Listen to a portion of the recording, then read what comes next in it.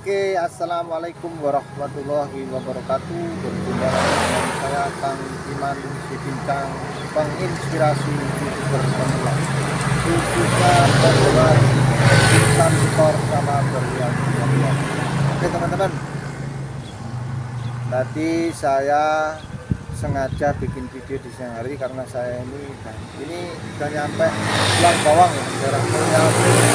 Karena nyampe berhubung ada kendala dengan motor ini kayak tadi dari berangkat saya sudah terasa yang harusnya nyampe itu sekitar 1 jam karena cuman ini tadi dari berangkat tadi memang sudah ada kendala motornya, jadi alhamdulillah karena saya pengen cepet nyampe, saya nggak mikirin motor ini mau rusak atau enggak.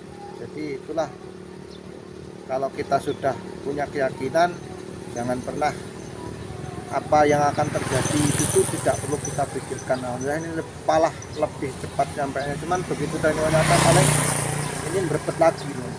Nah di situ kebiasaan saya kalau ada kendala itu saya selalu membaca sholawat sepanjang jalan. Dan ini real terjadi pernah saya alami ya teman. Waduh eneng mbah, monggo mbah, ada orang lewat juga teman. Saya posisi di pinggir jalan ya teman-teman, di jalan raya. Real pernah saya alami terjadi, hanya berbagi kisah ya teman-teman. Ya motor ini juga pada waktu itu saya berangkat ke Tangerang, nganterin anak saya itu berangkat dari Lampung itu sekitar jam 4 sore teman-teman. Jadi nyampe Tangerang jam 9 pagi, putar pala. Di situ saya bismillah, ya Allah saya pengen nyampe rumah itu jam 6 sore. Jadi hal yang mustahil tapi saya niatkan bismillah. Sampai betul teman-teman. Tapi ya itulah, karena rencana itu berbeda dengarnya Tuhan. Akhirnya yang seharusnya saya nyampe jam 6 saya batalkan niatnya karena di tengah jalan saya tumburan, bukan tumbur lah. Jadi karena ada mobil di belakang, depan motor itu saya tumbur. Tapi bismillah saya langsung terjang tanpa berhenti teman-teman. Saya udah bismillah, pokoknya saya nggak niat nunggu. Nah di situ saya langsung nurunin gas, ya Allah saya niatkan jam 6-nya tidak nyampe. Jadi akhirnya saya berjalan sesuai dengan apa yang ini real fakta pengalaman saya pribadi. Bayangin aja motor segini karena saking kekuatan iman ya, saking tidak adanya biaya. Jadi saya dari Lampung itu berangkat ngantar anak saya ke pondok Darul Quran Lantaburo di Tangerang, punya Bapak Kiai Ahmad, depannya masih dekatan dengan pondoknya itu. Itu saya pakai motor ini itu mati pajak tanpa SIM teman-teman. Jadi bukan saya ngajarin melanggar, bukan, artinya disitulah sampai-sampai itu untuk religi ini nggak bisa diomongin sebenarnya. Makanya saya karena sekarang ini sering banget ngomong orang, banyak orang ngomong ini nyalahin orang, nyalahin tirakata. Sebenarnya kalau hakikat urusan kita dengan Allah, betul kata Bang Insan Tutor. Bang Insan Tutor kan pernah mengatakan, kalau kamu mengerjakan sesuatu karena sesuatu, jangan kamu pikirkan. Tapi kalau kamu bikin video basing-basing tanpa kamu pikir resikonya, ya terjadilah seperti itu. Jadi di sini saya hanya ingin mengatakan ya teman-teman, karena saya sudah terlanjur janji mau ngupload video setiap hari. Jadi saya nggak memikirkan risiko ini ikannya bagaimana tidak. Saya sudah niatkan mau bikin video minimal 2-3 video, nanti saya pulang di jalan juga bikin video. Khusus di bulan Ramadan saya akan pengen upload di tiap hari.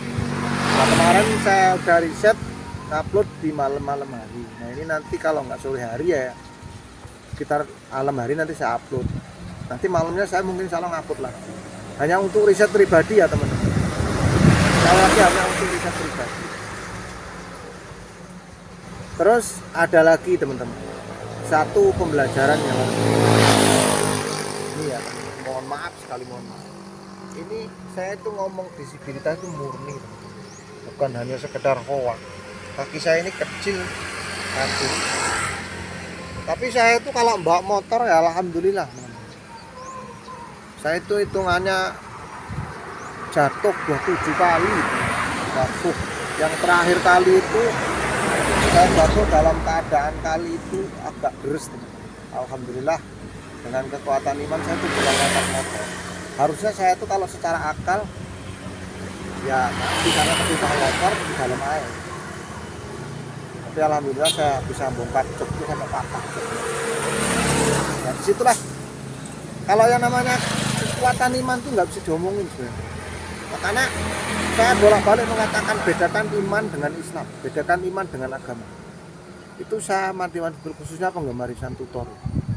Saya sudah bilang mengimani, artinya mengiman itu meyakini, meyakini teorinya dan triknya Bang Ihsan Tutor sama berlian tutorial. Untuk saya pribadi, sekali lagi saya tegaskan untuk saya pribadi, berbagi kisah khususnya untuk penggemar Ihsan Tutor sama berlian tutorial.